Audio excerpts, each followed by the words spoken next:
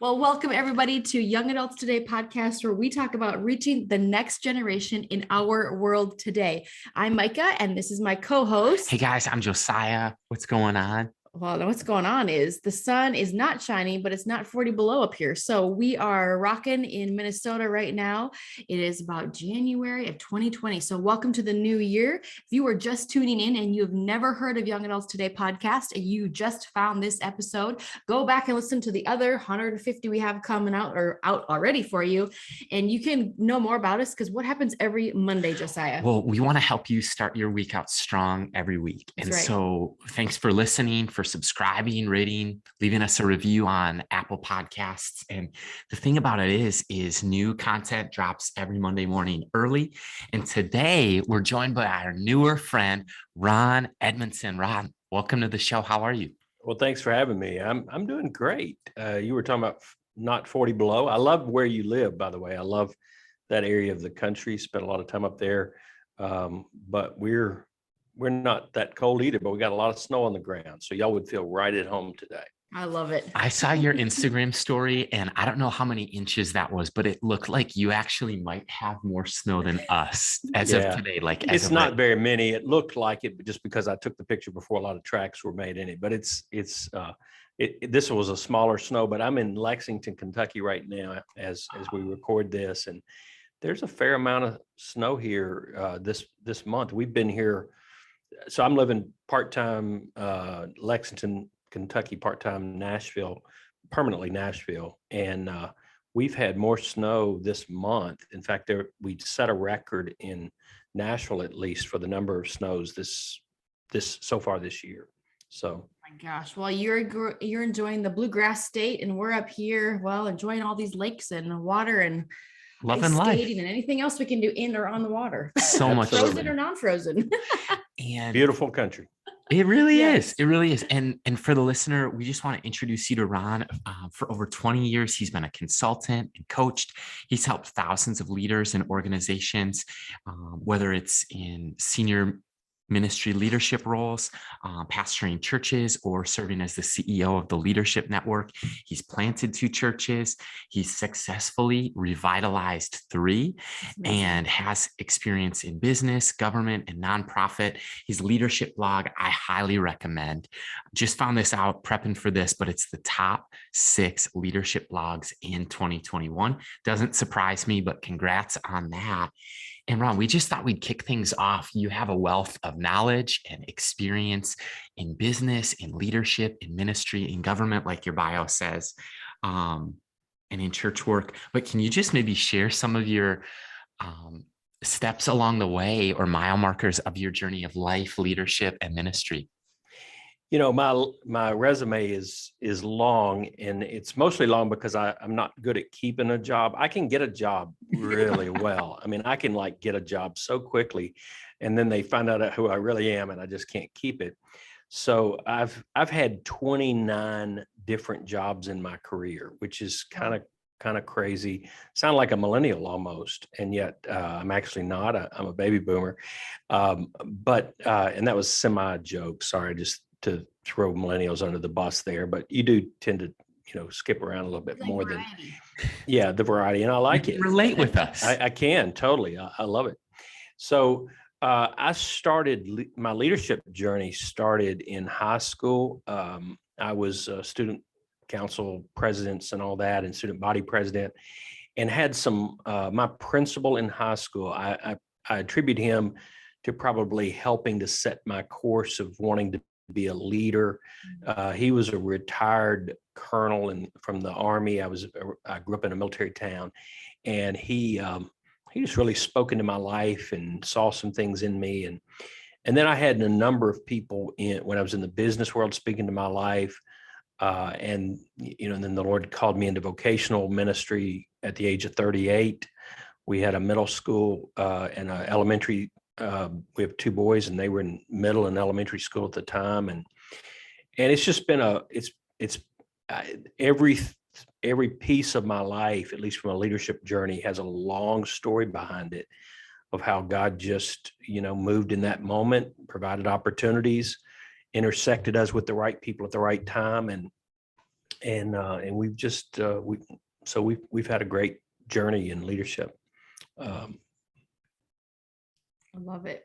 you want me to expand on any of that? No, that's so Uh, good. If you want to unpack anything along the way, feel free to do that. I know that you have many years of experience, and for the listener, just so the listener can tune in, like they are just starting out maybe in their career in ministry, maybe they're a high level capacity volunteer within a church or the campus they're on or wherever. So if you can speak into anything specific with that, we would absolutely love that. And maybe just expound upon the fact that many young adults are starting something new. We know the next generation is very entrepreneurial. Yes. Some of the millennials are kind of entrepreneurs as well in different facets and stuff. But for the leader who may be just starting out, something, anything from ground zero, don't have a budget, scraps on the table, like really realizing like, what do I have aside from the talent and the burden that God has given me to do X, Y, and Z? What insight can you offer that person who may be listening today, who's really in that start of a new beginning? Well, a couple of things, and I'm blessed to know. I mean, blessed because you gave me some questions in advance. I knew this question was coming, and as soon as I saw that, and I didn't have a lot of time. I'm a multitasker, so I was in another meeting, and I was going through your questions and jotting some notes down, and I came up with 3 words: timing, teaming, and training. And the timing is so incredibly important. When you launch something, you launch too soon, you can launch too late. That opportunity cost that we use in the business world. I like to use the phrase caged momentum. So I want to cage that momentum that I've got as long as I possibly can without losing the momentum, because I'm going to be better at the launch if I wait long enough. For instance, in our second church that we launched was a faster launch than the first one because we caged that momentum. We took 17 months to launch, so from idea to actually launch. Now that may be it, and that was. We probably could have done it a little quicker, but what we did there was build a lot of momentum. So we caged the momentum because our people were so ready to go, but we built up that momentum to the point that it launched big, and so that timing is so important. And then the teaming is just the people you surround yourself with are incredibly important. I've talked to a lot of church, and I will typically speak to church planners. We've also we've started, or I have started. I always say we because just as you two are a team, my wife is a team with me. She's not here beside of me right now because she's having Thai food right now, but is what I understand. But but she's always right there with me. Obviously, we've launched businesses as well, so they work there also. But the people you surround yourself with are so important. And I've talked to some church planners specifically that are just looking for warm bodies. And warm bodies are fine if you are just trying to build the crowd, but they're not the right ones to put on your launch team. And so if you're going to have conflict with them in the beginning stages, you're going to have a lot more conflict with them down the road. And the hardest part is turning people down because they're not good fits for that initial launch team, and or finding the right ones. And I always say, if God has put a burden on your heart to launch this, he's also putting it on other people, and you got to find people that have that equal burden to you. And that's part of maybe slowing down the launch at the same time. So that teaming is so important. There are 3 T's, you see, and this will be a blog post for me down the road. And so thanks for, triggering that in my mind as well.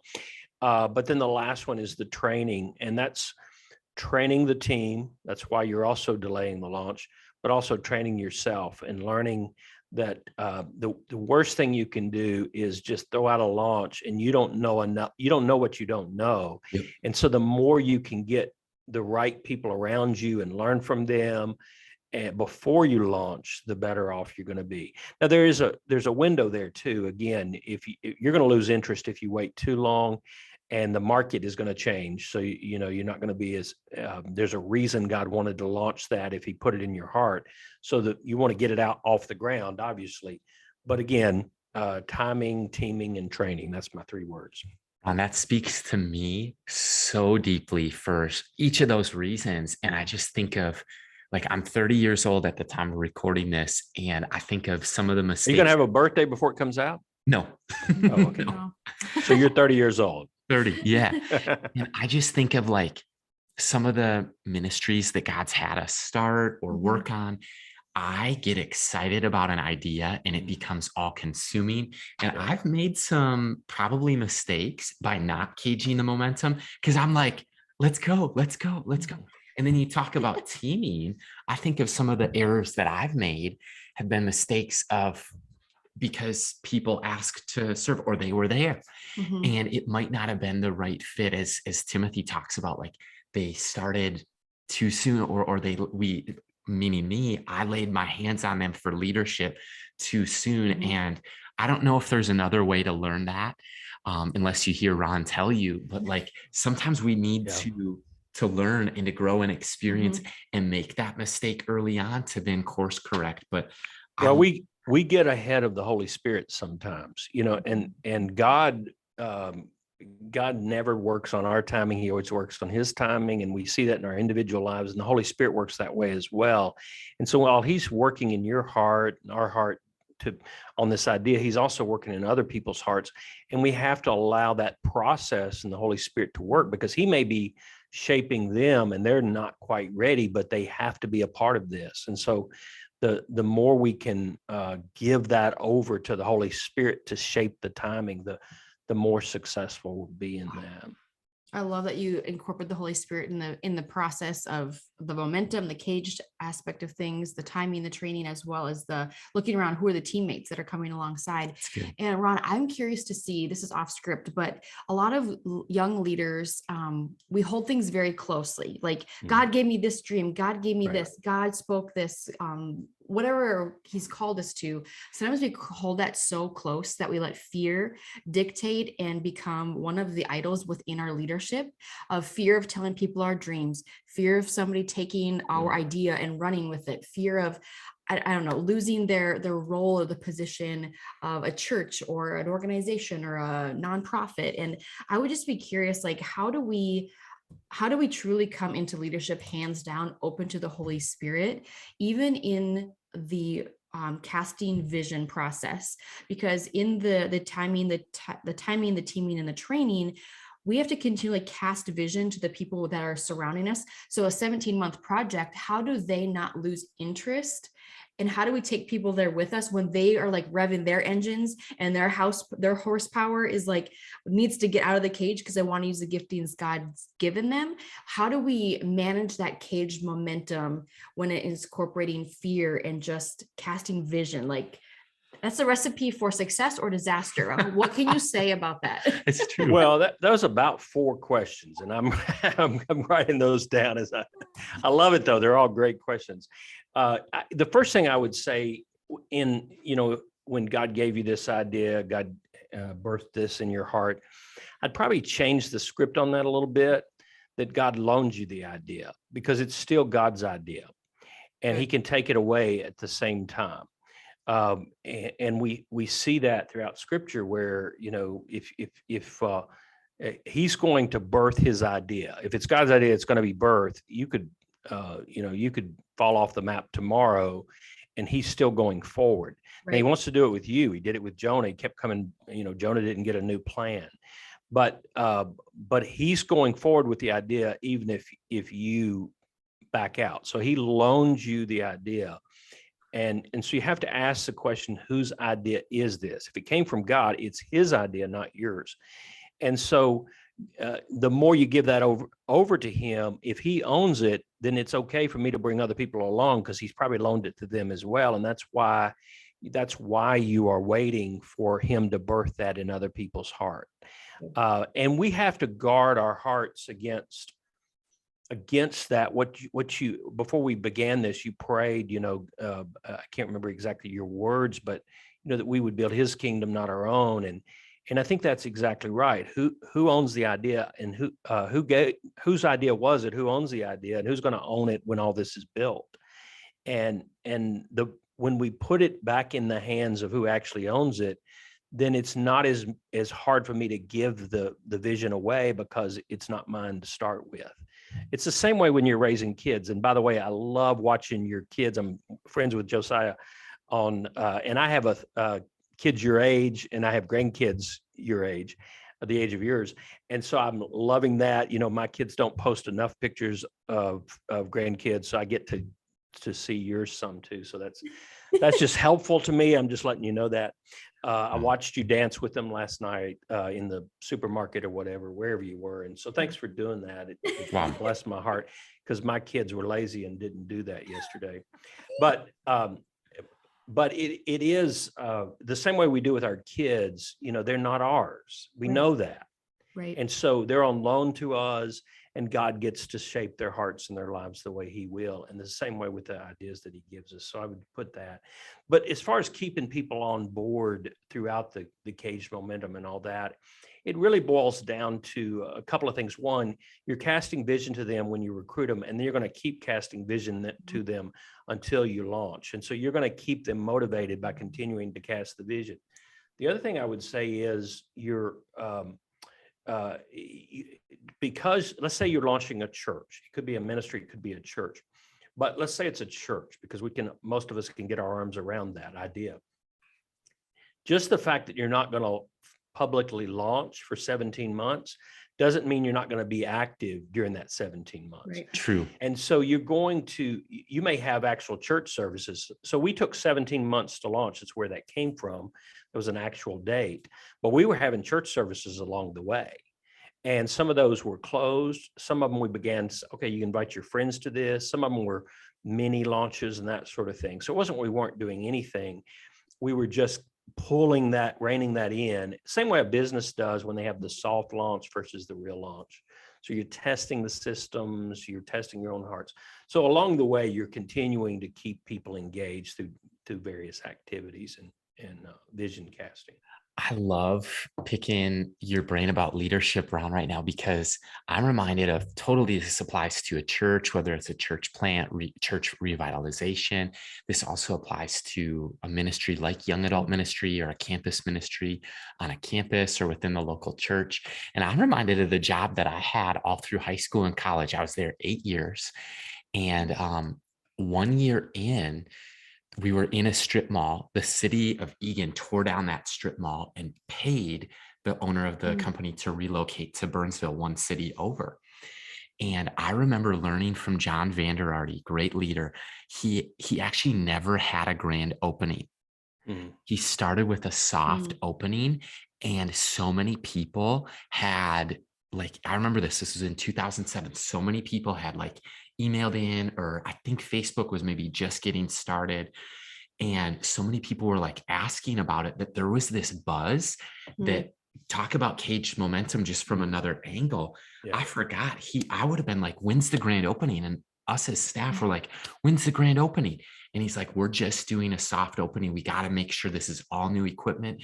Right. I don't want to put out a bad name, a bad reputation. And the business has been wildly successful for all those years. Years ago, I was in retail, and we used to have something called Moonlight Madness sales. And we would close for 2 or 3 hours, and we would literally take butcher paper and put it over the windows and say close to mark down or whatever, Moonlight Madness sale it's opening at 6, and people would line up at the doors, and they would literally try to peel back paper or something to peek in, and then they would flood in. And I don't know that would work today because of Amazon doesn't, Amazon could put they could put that on their web. I'm going to suggest that they put that over their homepage, and then I don't know. My mind works that way, so I'm going in a different direction. Yep. But the point of that was, it was that we were holding people off, and there were times where there wasn't a whole lot changed, but the idea was we built the momentum for when we opened so that it would be exciting. That's fun. It is fun. It's amazing. And so here's the other group of people listening, Ron, is maybe people who just went through a great resignation, or they took over an existing ministry, and they have a desire to strengthen that, to take it to the next level. And it kind of taps into your experiences of relaunching a church or revitalizing it, and it might be existing. It might not look like their dream or their hopes or their aspirations, but what would you tell them about like strengthening things, going to the next level, and just even sustaining it? Yeah, and so that's a great question. I think you have to ask bigger questions on the front end. So first you have to ask yourself, what do you have to work with and who do you have to work with? So go back to the same principle of the launch, because it's very, very similar. So the timing, the teaming, the training, what do you have to work with? Because what you have to work with is going to greatly determine what you do in the relaunch or the revitalization.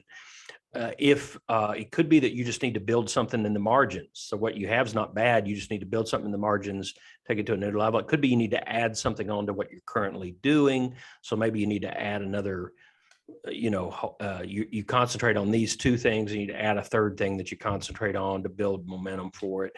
And it could be that you need to start completely over. And there are some churches that just need to close the doors for a year or so and completely relaunch, as an example. So you have to determine where am I starting from, and where before you can determine where you're going. And I would say the other thing one of the phrases that I used. So this is trademark stuff. I never trademarked it, but it is. If you hear it, it came from me. Okay, as far as I can tell, I haven't seen it anywhere else. Is reposition, don't reinvent. Or redirect, don't reinvent. A lot of times we think, okay, I'm the new leader here, I have to bring a new vision. Well, maybe you need, if you're starting from scratch, yes, perhaps, although I still think you build your vision with other people. But if you're going into an existing organization, it's arrogant to come in assuming you're going to have all the answers and take them in a whole new direction. So the right answer is, okay, if I walk into a church, and I've done this, that's over 100 years old, they didn't get to be 100 years old without some good seasons in their history. Wow. So I want to discover those moments and rebuild upon them, rediscover those moments, not reinvent their history. Because their history is their history. And what it does is, when I come in with all the answers, or I come in assuming I'm the champion of the day, and it pushes people into a corner where they have to defend themselves as if they've never done anything right at all, rather than saying, okay, let's what's working here, what hasn't worked here, what has worked in the past and could work again, and begin to ask those questions, and then build from those initial questions that we're asking. I think that's so good, Ron. It reminds me of just the leadership that I've been under, whether it's in North Dakota or here in Minnesota. Is I've always been under some very healthy leadership. And one thing that they taught, even when I was interning in a church and a young adult at the young adult ministry that I was a part of, he had taught us always ask good questions. Know who's in the room. Don't talk about yourself. Talk about the people and ask good questions. Know their role, know their position. What can you learn from them? And ask questions about the history, like a SWOT analysis. What are the strengths, the weaknesses, the opportunities, and threats, especially when you step into a role of leadership versus, busting through the door saying, well, I'm here now, here's the vision. Like you said, there's 100 years worth of history. Clearly something is working well. Wow. And there are some healthy seeds that have been planted, and God has obviously put you in this role or this position for a season. There's always going to be somebody before us for the most part, and probably always somebody after us. So just realizing and really stewarding what God has given us, including the people, including the business or the church or the projects, but then weeding out and asking the questions, what needs to stay, what needs to go. And we know that we've seen dozens of young adults that are realizing and recognizing that they need to stay or they need to go in regards to transition of jobs, going back to school, finishing their degrees, getting new roommates, getting out of a relationship, like all these different forms of transition. But specifically, I would ask you, Ron, today, for people going into or just coming out of a job change, because you've alluded to that you've had at least 29 of them, right, throughout the years of your life, when they're in that job change or that ministry transition, what advice do you have for them while they're in that season? Well, I would say the way you transition into a position or out of a position will usually determine the degree of success in the next season that you're heading into. So it's incredibly important that you do that well. And I would probably say that, and this is simple advice but most of the best advice is simple advice, is just find a coach, find a mentor, find someone. If you're walking into a new area, find someone in that new area that can walk alongside of you. If you're walking into a position, like if I'm moving from a student pastor role into a lead pastor role, I'm going to find a lead pastor that can walk with me in that season. If I'm walking from this church planting into church revitalization, I'm going to find some church revitalizer that I can walk with a little while. If I'm starting a business, I'm going to find somebody who has started that business. So I just want to find somebody who's already there or already a few steps ahead of me, and just ask them if they'll walk through that season with me. And I think that's the number one thing. You know, when God puts something on our heart, or when we get motivated and passionate about something, we start to run because that's what it seems like we should do, and we probably should. But we run best when we run with other. Think about training for a marathon, and I've done that too. We just run better when we're running with somebody, and so we're more likely to get out on the 18-mile run if somebody will run it with us. It's so true. And I think that one of the things that you just said is so important, who we surround ourselves. It kind of goes back to that teaming piece. And part of the team might look a little bit different. It might not be someone on the front lines in the trench. It almost might be building an outside advisor, teammate, coach who understands. I just blogged about that recently because I've always had a board of advisors for every position that I've had. And that has usually been outside of my field. So in the church context, I've always had, pastors that I'm friends with and that sort of thing. But I've always had a group of advisors. In fact, I just ran into one Sunday in the context that I'm in now, and he has had so much success in his career that I'm reaching out to him to see if he'll serve on this board of advisors for this new role. But they've usually been people who've been very successful in their context, and they're believers, but they're many times not in ministry, just because I'm looking for different insight from them. And so I've just always had that. And that's been probably one of the more best things I've had. And that has had to change many times based on the context of where I'm at. So good. I love it. And I want to go just for a second back to something that Mike had touched on, which was, I jotted it down because you were talking about like asking good questions and not talking about yourself. I started in ministry under Pastor Jerry Strangquist, and he would tell us, we'd go to a conference as a team, and he would tell us, if I find you talking about yourself at this conference, you're fired. If I find you're talking about what we're doing, no, go get some fresh ideas. Ask about their life, ask about their family, ask about what's working for you in your context. And so I just want to reiterate something and that built a muscle or a reflex that to this day, I find it a little bit hard to share about myself in a context like, Ron, I just ran into you at a conference, and so in those settings, I try to always be the one asking a question. And if it comes to me, I'll switch it back real quick. I love that. That's a great discipline. One of the things I love to do with teams is periodically assign a scavenger hunt. So everybody goes out and just, we play a game. Who can come to the table with the best idea from outside our organization? And so it's that same concept of just asking good questions. That's so fun. Well, we know that the next generation, the current generation, they're very innovative, and they are inside the church walls or outside of the church walls. And Ron, I'd just be interested to see, why do you believe that young adult ministry is important, or the demographic and the important pivotal moments of life between the ages of 18 and 30? Why is that 12 years so important in any young adult's life?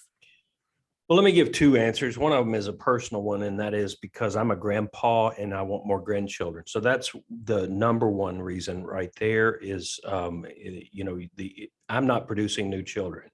So I really need the younger generation to keep reproducing because I love being a grandfather. The second one though is the one you're probably looking for. I think everyone says they are our future, and obviously they are our future, and that is so important that we not forget. But the other piece is that is where the energy in the church or in the organization will be found. When you get older, I'm 58 and I still love a good idea. I was just in meetings this morning. I came up with a brilliant idea. I'm going to trademark it and all that sort of stuff. So I can't share it yet here because but it was involving Easter and how we're going to celebrate Easter. So I love ideas. I hope I never get tired of that. But I'm at a point in my life where I see all the young people on our staff jump off a brick wall. And I think, man, that would be so much fun, but I'm old enough to know that's not smart for me to do. It probably wasn't smart for them, but they went ahead and jumped anyway.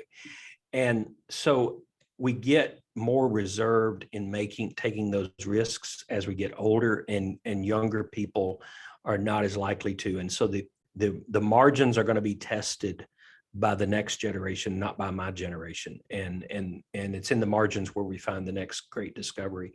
And that leads to the other one is just the creativity of the, you don't know what you don't know. And that's true. And that's also why you need the wisdom of age because there are some things that I could probably save you a lot of heartache on if you would listen to me.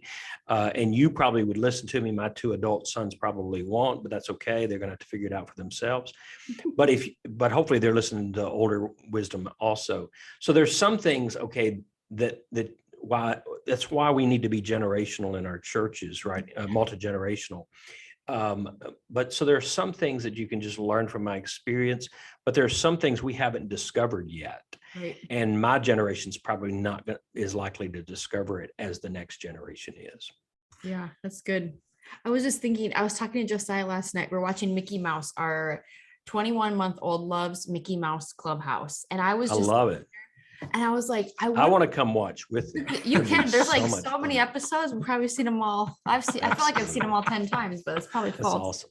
But I mean, just even think about the creativity of how Walt Disney started. I mean, picture cartoons. It was just one little change of the ink on the pages. And now you watch it and the color is so vibrant. The characters, the voices, I don't know, it's just so, it's not just a flat screen, like they're zooming in and you're going down and seeing snowflakes. And I'm like, wow, what would Walt Disney think about the legacy that he started? Like, how pleased would he be? And I talked to like even parents, our grandparents' age, from like indoor plumbing to TVs with remotes to telephones that have everything on them. Like, just the infrastructure of the technology world has grown so immensely in the last 10 years, let alone 100 years.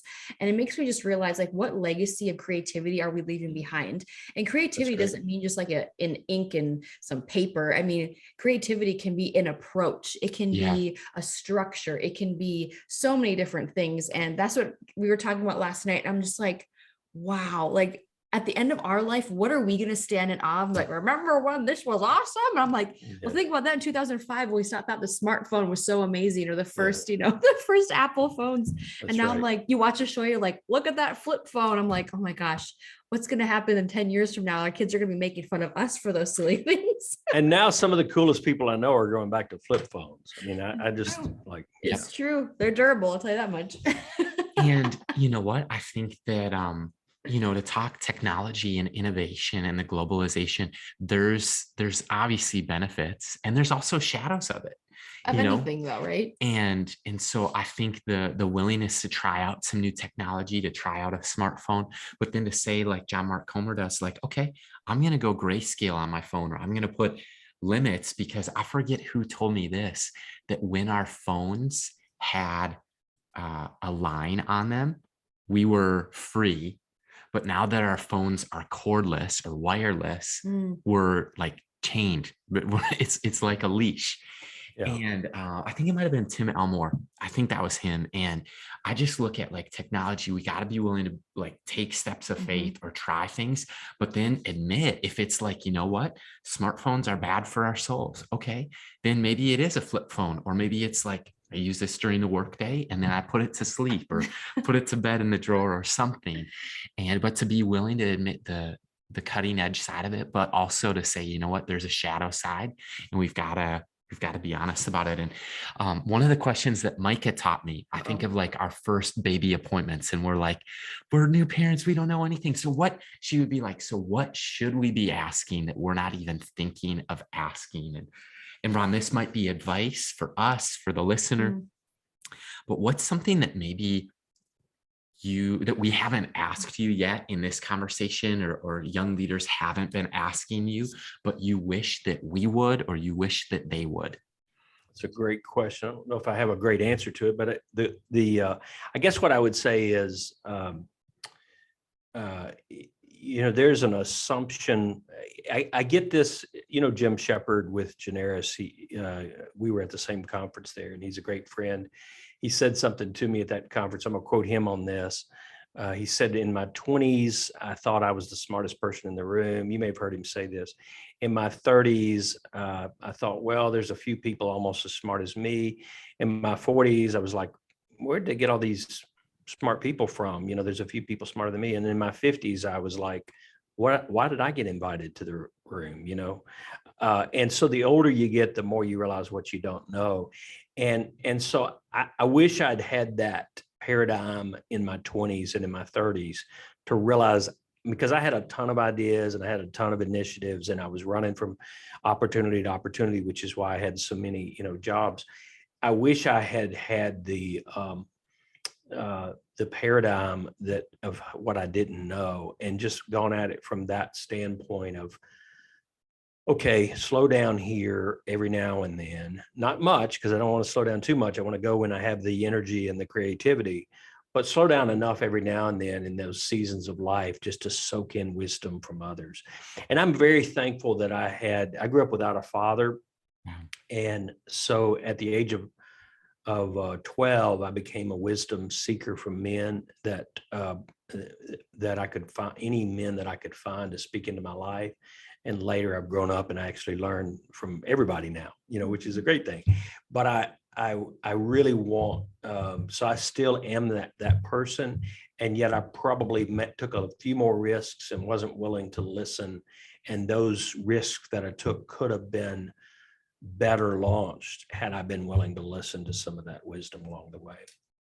Oh, I love that. And even for the listener, if you've grown up without a mom or a dad and you're looking for a mentor, or young or older, I should say, wiser, and people who've gone before you, start asking, start praying, start seeking God's counsel. And he's going to bring conversations and people your way if you're willing to humble yourself to say, hey, I'm young, I don't know everything, but I want to learn more. And I see this portion of your life that I really, truly admire. I know that you're a God-fearing person. You're a person of prayer. You're a person that's going to call me out and up.